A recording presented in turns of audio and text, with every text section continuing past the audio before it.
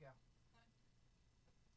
the future, talk radio will actually educate, inspire, and make you think. The future is now. Topics and music that affect your life from Universal Broadcasting Network. Tune in at ubnradio.com.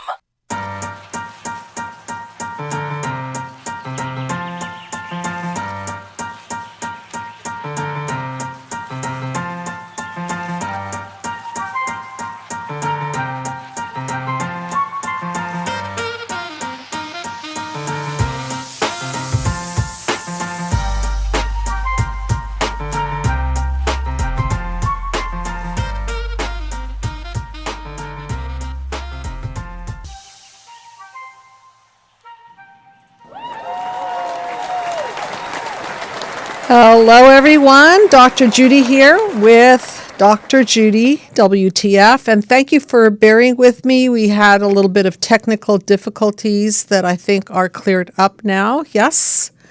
Excellent, excellent. So tonight's topic is about the Ferber Method, a very controversial way of raising your infant, toddler, and letting that baby cry it out. And we're going to go through what the Ferber Method is. By the way, this is upon request from one of my listeners. And it's also something that I talk about in my book, Be the Cause, Healing Disconnect, because as most of you know, if you've been listening to my previous shows, I focus a lot of my attention on attachment theory, Dr. John Bowlby and his work with Dr. Mary Ainsworth, the studies done in London around mothers and attachment to their infants and the outcomes of those types of attachments. So we're going to dig in tonight and controversially dissect the Ferber Method, what it is, and how does it affect our babies. So first, let me define what this is, and I'd like to hear from all of you out there, people who've used the Ferber Method, people who have had success with the Ferber Method, people who've been upset at the Ferber Method. I want to hear all angles of this particular experience. I found a great article by Gwen DeWare, PhD, and the name of the article, for those of you who want to look it up, it's called The Ferber Method. What is it and how does it affect our babies?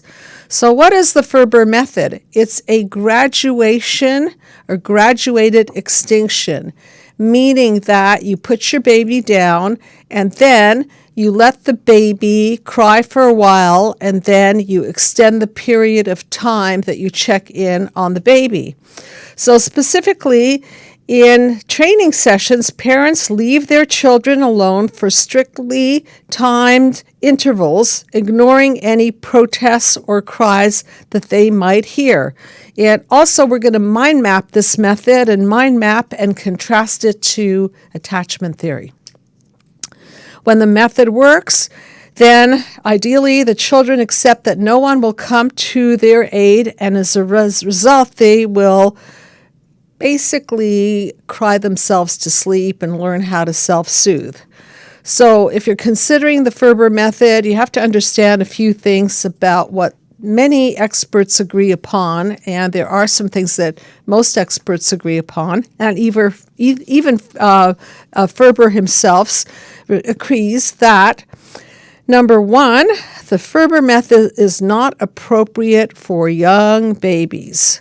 So let's look a little bit about how developmental psychology proceeds. And as I've said many times over, and I'll say it again, in order to have healthy independence, we have to foster healthy dependence. And if we just start with letting the baby cry it out for our convenience so that we can get some sleep, then unfortunately, and this is my experience, you might end up having to deal with separation anxiety later on and anxiety issues in your child. So we've got to set up a winning formula here and tell the truth about what the research is showing, take into consideration attachment theory, and also, of course, take into consideration the parent's need for rest. Because an angry, upset, sleepy parent is not going to be all that much in a good mood to nourish and nurture the baby. So let's take a very balanced look at it. And again, please call in. This is a call-in show, 323-843-2826. So here's what experts agree upon. The Ferber Method is not appropriate for young babies. Young babies need to feed at night, and they are on very different and intermittent sleep schedules. So they may awaken every 2-3 hours, and the sleep training is inappropriate because, in essence, they tell us what they need, and it's inappropriate for us to impose on them our needs. So what about after 6 months? Well, it's also not appropriate for kids who have a conditioned fear of being left alone or who have vomiting responses to this kind of training method. That sounds about right. If your kid is throwing up when you're putting that child on an intermittent reinforcement schedule, I think smart idea, just don't do it. And if a baby has been traumatized, also, if there's been a lot of separation from the baby, I would refer now to a lot of the videos that I've talked about and have done on incubator babies. I think that being separated from your child as a result of the child being in an incubator or as a result of forced separation, you don't want to exacerbate the situation and create more separation. So I think that if you use a little bit of logic here, I think it would be easier to figure out what's best for you and your baby. So also, the Ferber Method is not appropriate for children who have a conditioned fear of being left alone or who have a conditioned vomiting response, including traumatized kids. So children who have been traumatized by, for example, war, children who've been traumatized by some level of abuse, whether it be sexual abuse or physical abuse, should not be subjected to further separation from the parent. So it's really, really important to understand that when we look at what is healthy for the child, maybe we should mind map this so that we could be even more clear on what's going on and how to form a healthy human psyche. So if you could be so kind as to let me know when that, thank you. Mind map is up. So look at the first panel, childhood wounds, and the 5 main childhood wounds that I talk about are wounds of neglect, which would be the separation wound, wounds of verbal abuse, which of course a baby does not understand language, so that's not going to occur during the first 6 months of life. Then there are wounds of physical abuse. There are wounds of smothering, and that pretty much covers all of the wounds: neglect, smothering, physical, sexual, verbal abuse. So in panel 1, if we are wounded, which we all are on some level, some of us have larger wounds of childhood, some of us have a better opportunity to be nurtured by mom, dad, and the family structure. But if we are wounded, then we're going to move over to panel 2, reactions to these wounds. And these reactions have to do with the limbic system. It has to do with the amygdala, which is the emotional brain. And this is what fires up when we are uncontained, when we are unsoothed, when our primary caregivers do not mirror us, give us eye contact, skin contact, breastfeeding, consistency. When our primary caregivers are not attuned to us, then we become dysregulated, and as a result of this dysregulation, our cortisol levels grow up, our stress, our fight-flight system gets activated, we become psychosomatic, and these reactions are something that infants in particular are not equipped to deal with. Furthermore, the Ferber Method is not appropriate as a treatment for most child sleep problems. So if your child is experiencing nighttime fears and separation anxiety, daytime stress, nightmares, snoring, or other forms of sleep disordered breathing, nocturnal headaches, inappropriate circadian rhythm, sleepwalking, night terrors. Of course, a 6-month-old or a newborn infant doesn't have that issue. But use your intuition. If you feel that your child is not equipped to self-soothe and to dial down their emotions, then you may not want to implement the Ferber method. And again, I do want to hear from you. I want to hear from mothers who have used the Ferber method, and you can call in anonymously. I do want to hear from your experience because this is a very controversial subject. As a matter of fact, the woman who requested this show said that she was part of a mother's group, and many, many people are fans of the Ferber method, and then they will attack the people who aren't fans of the Ferber method, and on and on. So I just thought that we could discuss this openly and honestly, and please chime in anytime. So what we see is that the conditions responsible for your child's bedtime problems are going to worsen if that child is not soothed. You put your child at risk for these problems to exacerbate if you don't intervene and put them on some sort of a schedule that is going to hopefully extinguish their crying behavior and soothe them. But it doesn't always work that way because sometimes children get too upset. They become too dysregulated, and in some cases they will start vomiting. So obviously watch your child and see how your child does with some sort of a graduated extinction method whereby you check in on your child less and less and let them basically work it out themselves. So in terms of these nighttime conditions that I talked about, sometimes the child will go to sleep once these conditions are worked through. So if the nightmares are worked through, if the terrors are worked through, then automatically your baby should be in a better position to get better sleep. So does the Ferber method not teach the Ferber method does not teach children how to fall asleep. The Ferber method is focused on letting the child resolve their own way of soothing themselves so that they can fall asleep. Richard Ferber acknowledges that graduated extinction doesn't teach children how to fall asleep. They are simply denied access to their parents and left to work it out for themselves. So is there anybody out there that has used the Ferber method? Please, I want to hear from you. 323-843-2826.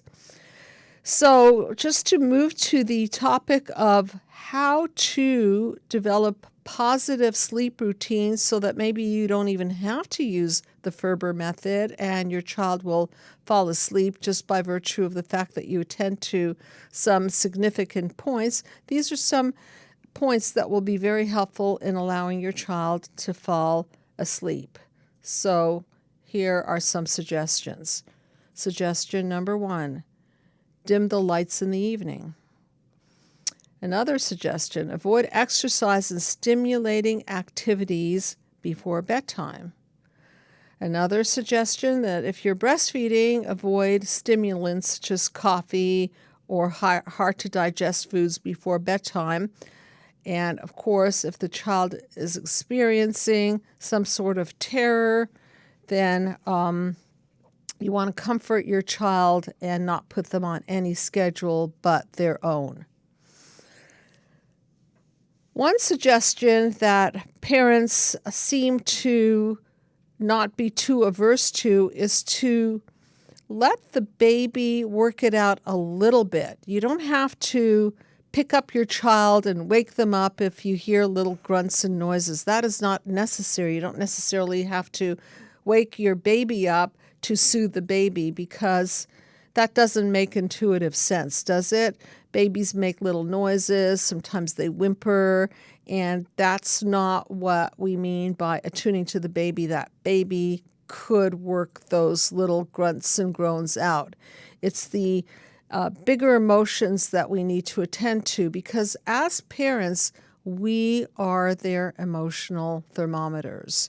So I want to talk a little bit more about attachment theory, which I've talked a lot about. But let's go into it, because we can see what attachment theory says. Attachment theory is about creating a secure attachment to your child and developing a deeper bond of connectivity between you and your child. I believe that attachment starts with a family that is ideally intact. So if we go to panel number 3 on the mind map, let me use that DNA strand as a metaphor for the two parents that are raising the child. So if we have a mother and we have a father, we have what I call the pillars of the family. And when we have pillars, the children can rest comfortably in the arms of the parents. When parents are stable, what I mean by stable is that they've worked through a lot of their own emotional issues, when there's no drugs in their system, when they have a stable family where they're good enough parents, meaning that economics are good enough, that the mother is able to breastfeed, eye contact, skin contact, stay at home for the first part of the infant's life. When all of that is intact, when the secondary caregiver, usually the father, is able to nurture the mother, the system gets stronger, because the mother, who's the primary nurturer, has to be nurtured in order for her to be the giver. And if all of this is going on, then we have a really calm family. The fight-flight system is dialed down, and everyone can benefit from a system gone right, because the mind map, in essence, is a tracking of a system gone wrong. So when we're talking about the Ferber Method, we have to understand that a lot of families are already systems gone wrong. And so if you take a system gone wrong where the baby is not soothed, breastfed, the baby is doesn't have stable family, then it may even worsen the situation by trying to artificially impose more limits and constraints on the baby. So back to attachment theory. Attachment does not have to be reciprocal. One person may have an attachment to an individual which is not shared.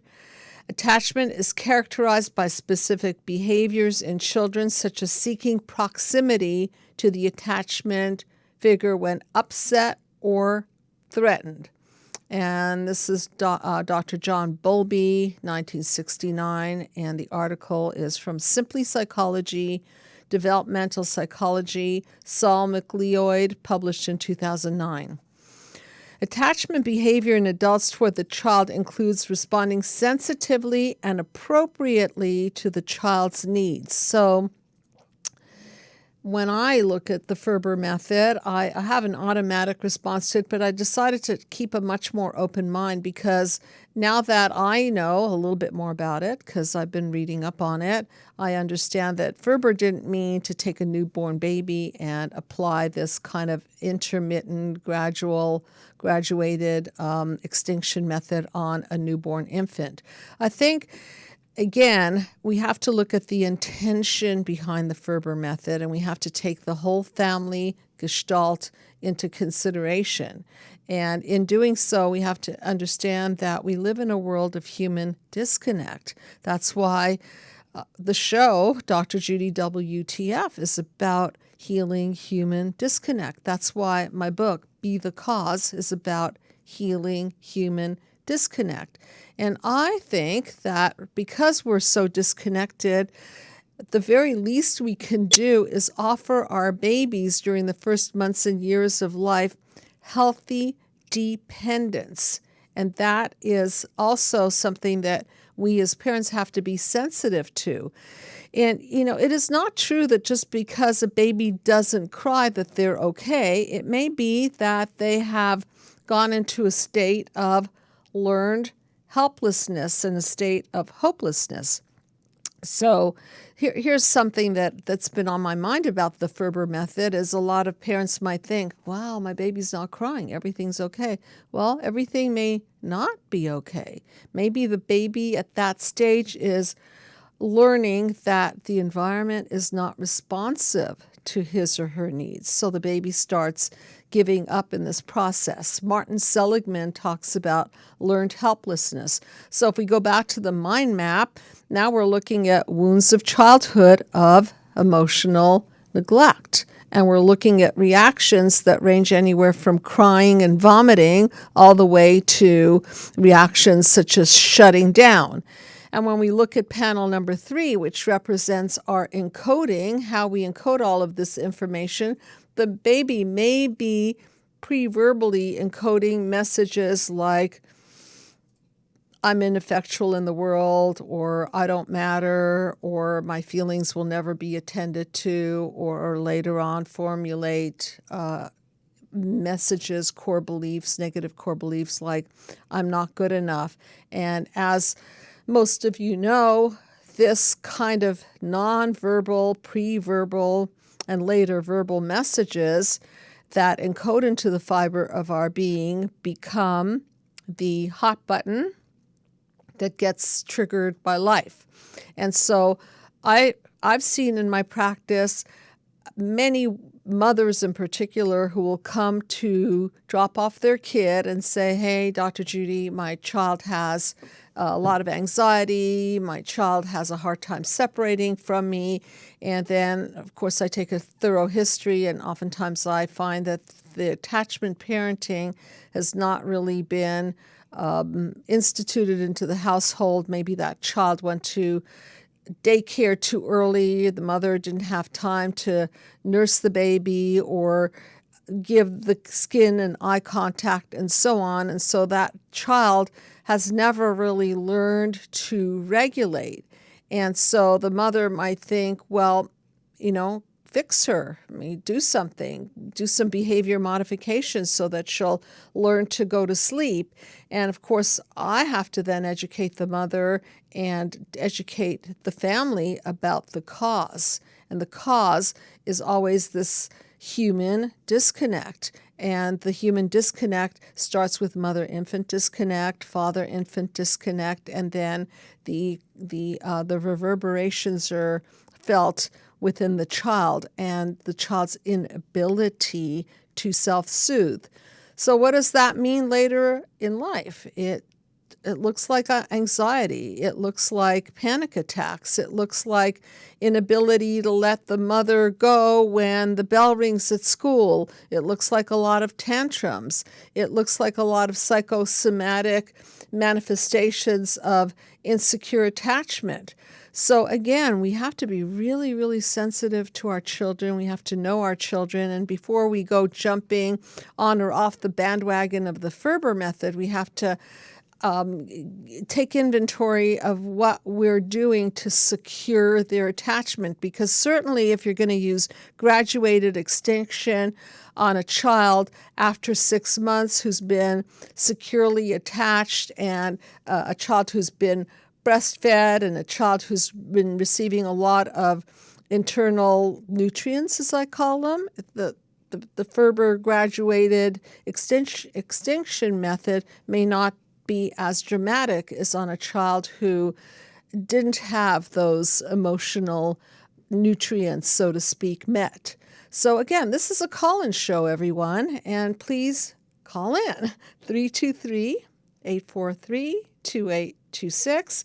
And if you're chatting it up in the chat room, then come chat with me and pick up the phone and let's discuss it and let's get some controversy around it, because I also understand the other end of the spectrum, which is the parents. Parents want a good night's sleep. Parents don't want to be at the beck and call every moment for the rest of their life. They don't want to be at the beck and call of their children, because then they're tired, they're grumpy, and their parenting skills go down the tubes. So how do we balance this out? So this is why I want to hear from you. How do you balance this out? How, as a human race, are we supposed to give our children their needs and at the same time take care of ourselves and self-care so that we get the good night's sleep too and we wake up refreshed? So going back into the developmental psychology and attachment theory, John Bowlby also talks about the importance of the child's relationship with their social, emotional environment, namely their mother, and the impact that that bond has on their social, emotional, and cognitive development. So one of the things that I talk a lot about in treatment is the fact that people who are not functioning at their optimal level are not doing so because they're busy licking their emotional wounds. What I mean by that is that when you have to attend to your inner world, when you have to spend a lot of energy managing your own emotions, then it's going to be difficult to study. It'll be difficult to have hobbies. It'll be difficult to live in the external world. And my observations and also my experience as a psychologist, as a mother, working with many, many patients and reading a lot of material on the subject, is that it is important to foster this kind of a healthy dependence with our children so that they can have those secure roots that will allow them to naturally and slowly push us away, which brings me to the topic of separation and individuation. So if we look at the process of separation and individuation, we could see that babies by age, let's say 2 years old, they're starting to play independently, and then they'll do something called checking back with their parents. And so they'll play and they'll wander off a little bit, and then they'll check back. And if there's somebody that they can reference back to, it'll give them more security and more confidence to venture forward, and so they will. And so this check back method and this way of the parents securing their being there for the child allows the child to push away and separate and individuate. The Ferber Method, on the other hand, creates the separation. So from that point of view, I'm not really fond of creating the separation. I'm more fond of the separation organically growing out of the needs of the child. And some of you might be saying, yeah, but what about the parents? What about the parents? What about their need to sleep? Well, two things. Okay, realistically, yeah, we need our sleep. So if it's really, really important and it not practical to pick the baby up, and I'm talking about after 6 months, you might want to try some form of gradual extinction. So maybe give the kid a minute to try to self-soothe. And then if that doesn't happen, pick your baby up and soothe your baby. And maybe next time, see if the baby can soothe in a couple of minutes and extend that period of time. I don't like the idea of leaving the room. I don't like the idea of that baby not having a human being to turn to, because again, I believe that stress on the baby will increase their cortisol level, will increase their anxiety, and eventually they may stop crying, but not for the reasons that you think. they might stop crying because they've given up.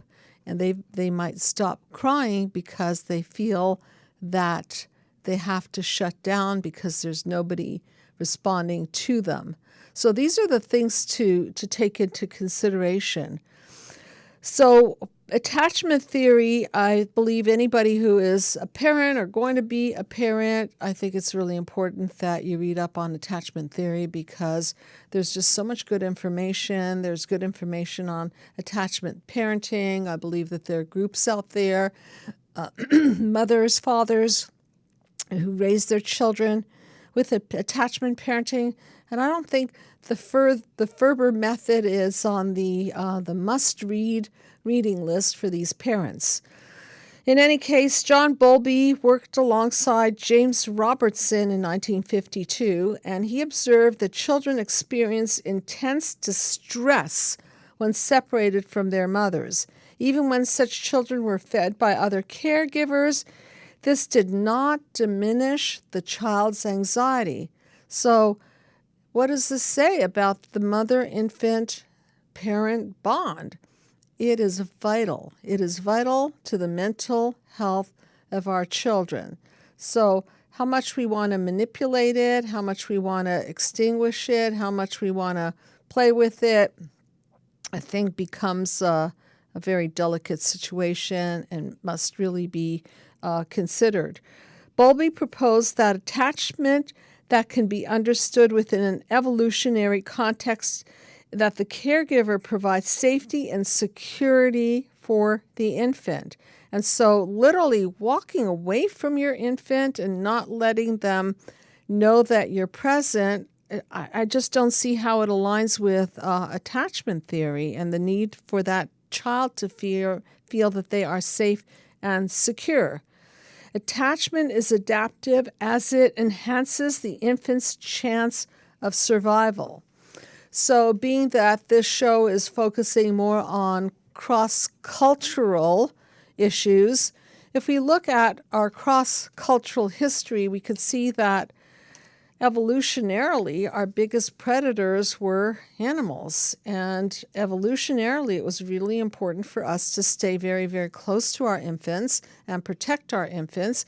And so naturally, the mother-infant bond was strong because the families would co-sleep and the child would feel the mother's warmth, and the mother would feel any sort of anxiety or distress within the child, and of course protect that child. And so we've come a long way from that sort of parenting. And so the other day I was actually talking to a mother, and I was talking to her about the show tonight, and she said that she used to put her child on a mattress next to her bed so that she could just reach down and pick up her child and comfort her child and put the child on a mattress and let him sleep near the floor, so even if he rolled off the bed, so to speak, he wouldn't hurt himself. And of course, this was at a very young age, so the child supposedly wasn't able yet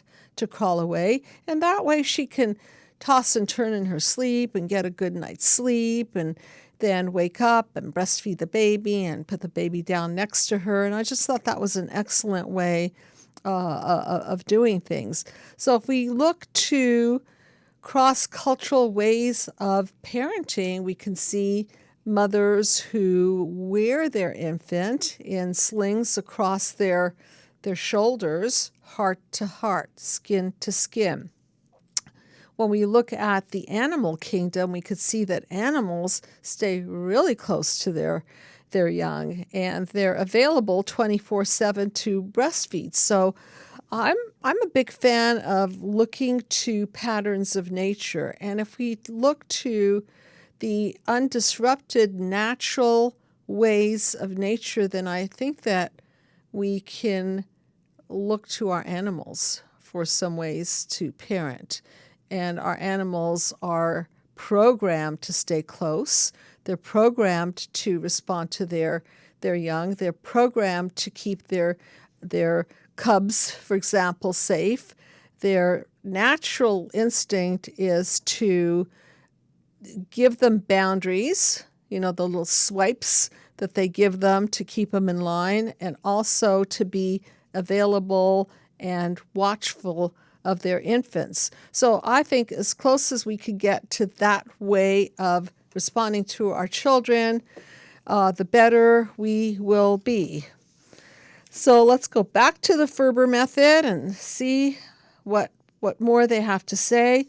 Studies leave important questions unanswered. So they say, what about the older babies? Advocates of graduated extinction training note that there are no studies that yet have demonstrated that the Ferber Method harms children over 6 months old. Yet, as I read along further into these studies, there really haven't been any good studies.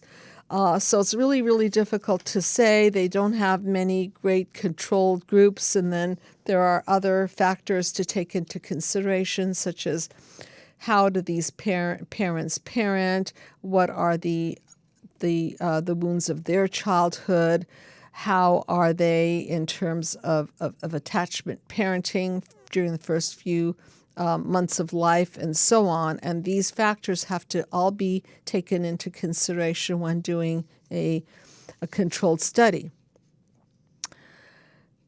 The Ferber Method stands in stark contrast with the cross-cultural, and even the people who use the Ferber Method acknowledge that it stands in sharp contrast to cross-cultural evolutionary norms for infant care, which is for babies to fall asleep in the comforting presence of caregivers. So remembering that the amygdala, the emotional brain, can get easily dysregulated, it makes sense that cross-culturally families know that it is important to stay close to the infant and to soothe the infant when that infant begins to cry or the infant becomes distressed in any way.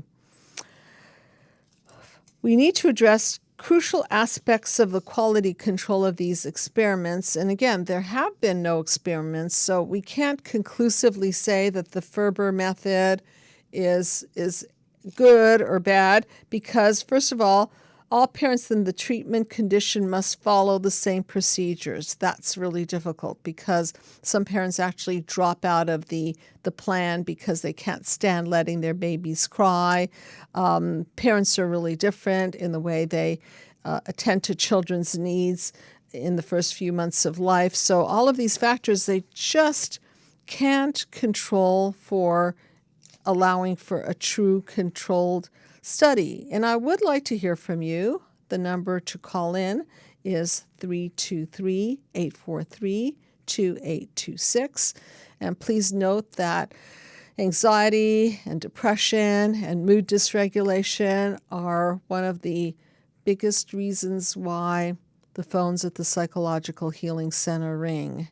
And because people are not properly regulated in their emotions, because they do not receive eye contact and skin contact and breastfeeding and stay-at-home parenting, they do not receive the attunement necessary, they then become dysregulated and remain dysregulated later in life, and oftentimes will need to resort to medication, anti-anxiety medication, Xanax, and so on, and other forms of anti-anxiety medication to do what we as parents need to do for our children, which is to regulate them.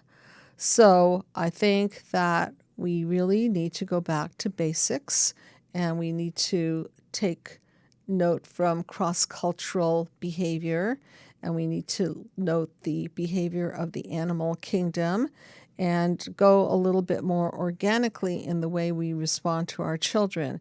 And I think that if we can do that, I believe that the levels of anxiety, the levels of emotional distress will become much, much more relaxed, that they will start dropping. These levels will start dropping, And I think that as we give our babies more in the first few months and years of life, they will become hardier. And as a matter of fact, I see that they will become even more independent if we let them separate and individuate gradually and let them push us away. It's a better way for them to develop that healthy independence. So I want to talk a little bit more about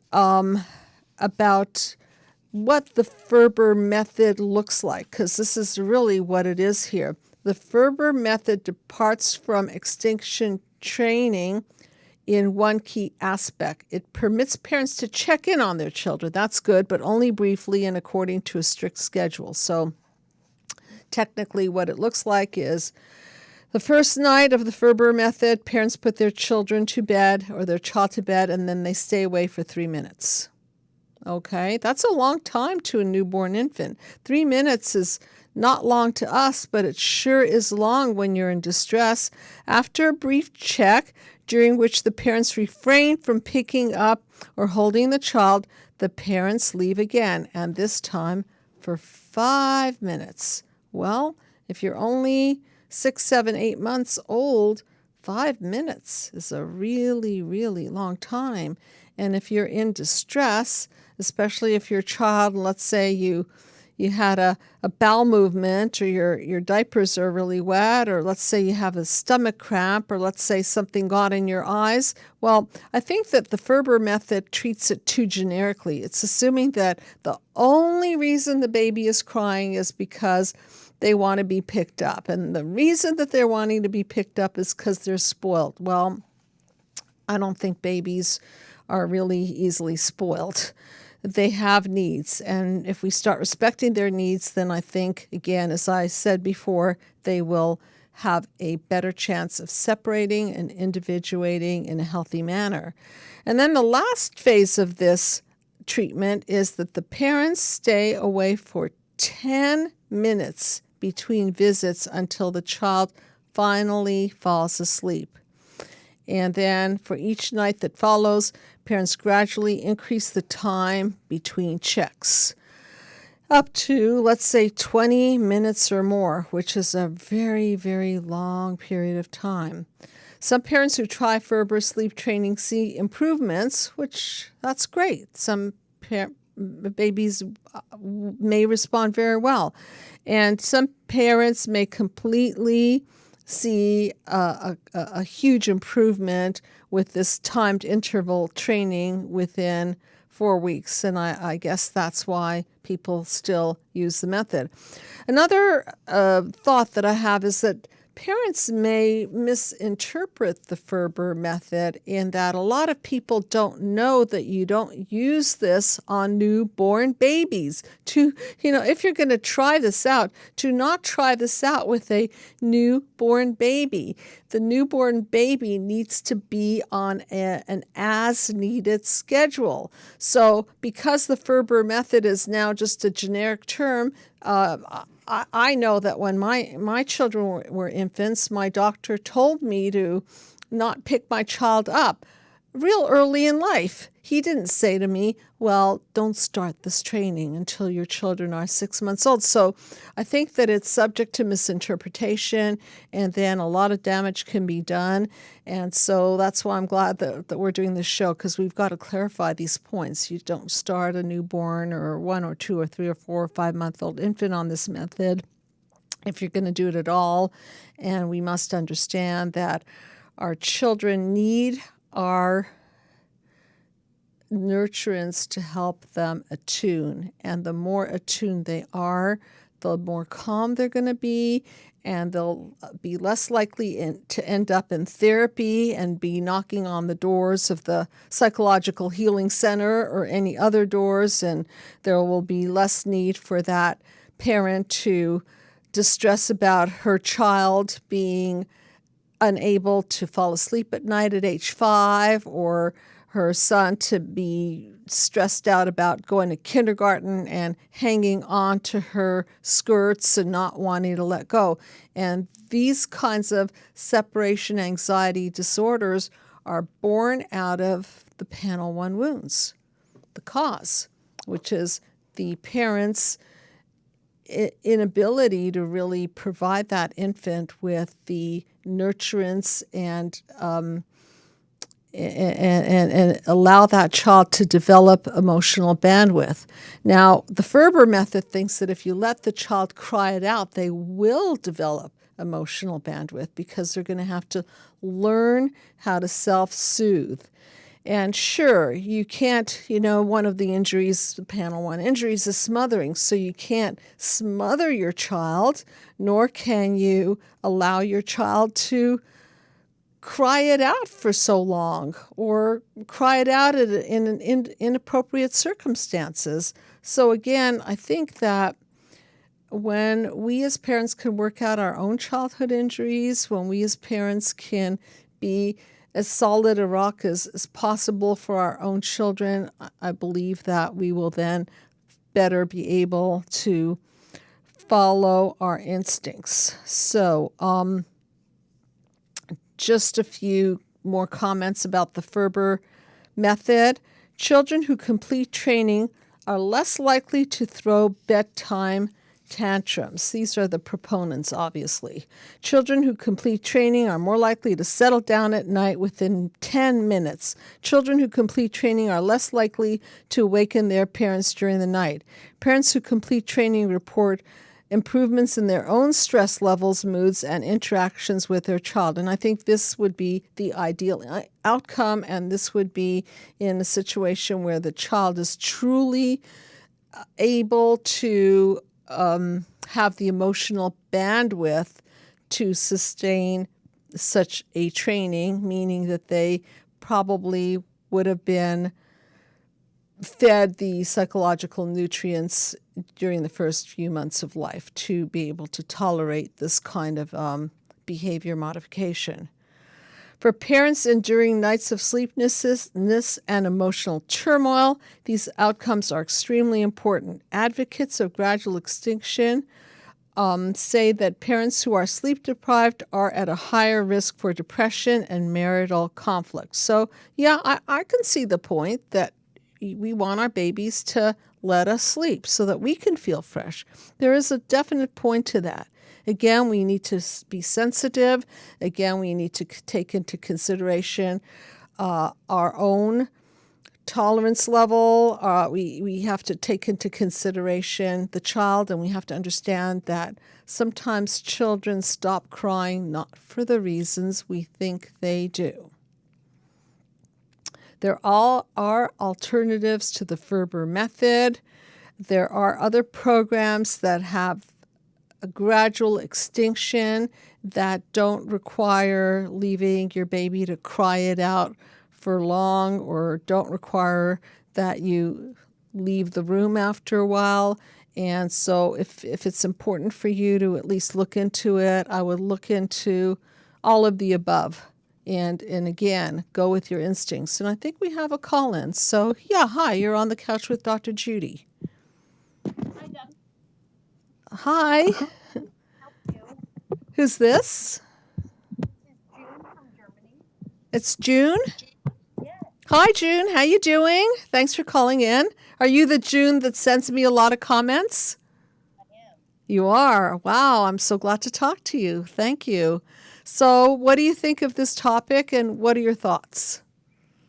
Well, I don't have children myself, and I did send you that this be the verse poem about not having any children yourself by the English poet, but nonetheless, Okay. Yeah, right. Okay. mother who was diagnosed by my psychiatrist as a narcissist, likely a narcissist. Okay, who was diagnosed that way? Mom, Your mom. Okay, and where are you calling from, June? Germany. Okay, wonderful. Well, thank you. I love cross-cultural thoughts and opinions. Yes, so your mom was diagnosed with NPD, narcissistic personality disorder. Yes. Yes. Can you hear me? I'm Yeah. sorry. Yeah, now I hear you much better. So go ahead. Did you have a thought or question? Yes, I just wanted to say that she was much a fan. I of course grew up in the United States. I'm a citizen, but I'm just living in Germany temporarily. Okay. But um, she was a fan of not picking a child up often. And Okay. beyond that, I don't know a whole lot. I mean, um, I don't think she left us always to cry, but she said, you don't always pick a child up. I don't know. I'm not Right. And met. I just thank you for that comment, because it's hard to know, is the mother, consciousness is causal, your intentions are causal. So go ahead. Oh, I just wanted to add that comment, and the same way with my nieces and nephews. So I don't know. We're breaking up a little. Is that on our end or on your end? If you Yeah. could say that again. I don't know if she was that way when it came to dealing with my nieces and nephews, but Okay. she was very uh, not a fan of picking children up all the time, and she said a lot of times children have to cry it out. So I guess that's the Ferber method. Okay. So let's put this whole discussion in a different context, since you brought it up. So let's say we're dealing with a narcissistic mother who is about herself anyway. Wouldn't it be intuitively correct to assume that people who are narcissistically injured themselves would want to put themselves before the child? Because that's what narcissism is the inability really to empathize and put the child's needs first. Yes.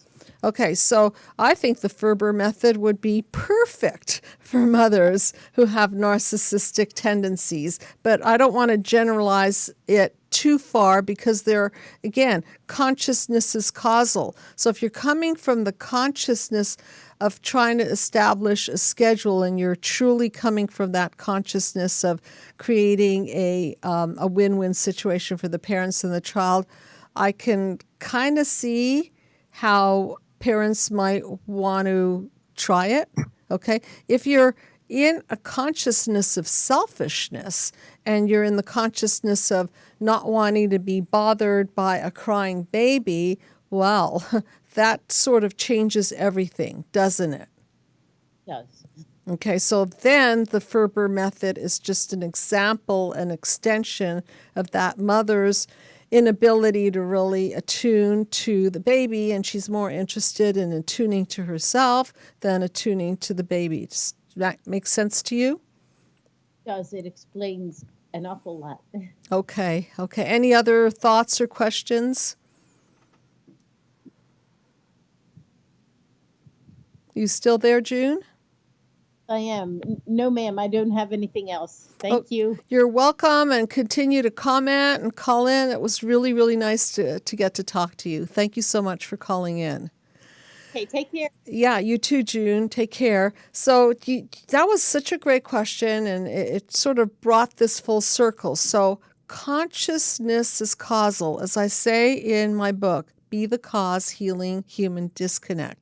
And in my mind map video series, which is now available for you to view, and in every message that I put across in the therapy room, I teach to my beautiful staff. And by the way, I have a wonderful staff of people, including an awesome life coach, Yitz Epstein, who has appeared on a couple of episodes now. I think at least one episode, and he's doing an awesome job and offers sliding scale fees for people who cannot afford to pay for the other members of the staff.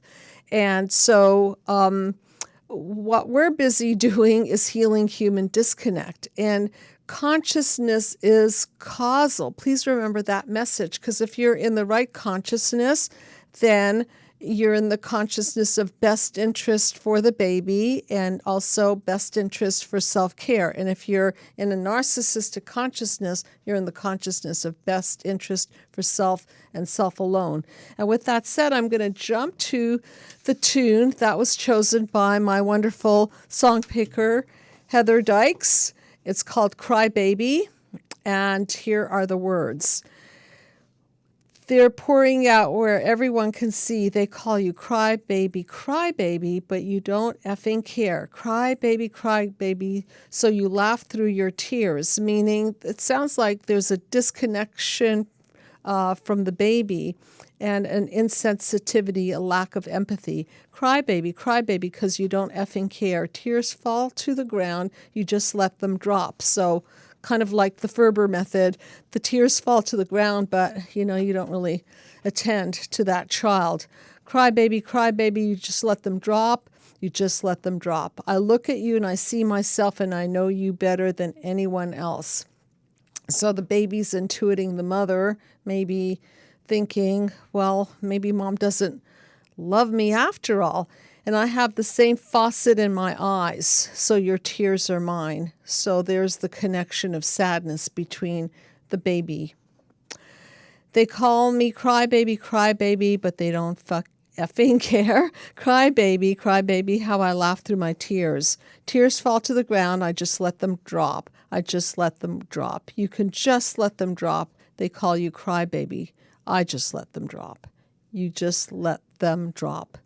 So I chose this song because it really emphasizes that if you're coming from the wrong consciousness, selfish consciousness, then you're really unattuned to the baby and you just let the child drop. And one last question, how do you know if it is a healthy push or not? Well, for sure, between 0 to 6 months, it's not a healthy push away. And then you have to examine your own consciousness. Why are you pushing that baby away and letting that baby drop? Is it because you're so bothered by that baby, or is it because you're a little bit bothered by the baby and you want to have a full night's sleep? And then you want to also understand your baby, because if the baby is going silent for too long and giving up, then you know it's not a healthy push. It's not a healthy push away. Remember, healthy dependency creates healthy independence. So with that said, I'll see you next time. Thank you very much for your thoughts, and June for calling in, and have a great night, everybody. Good night.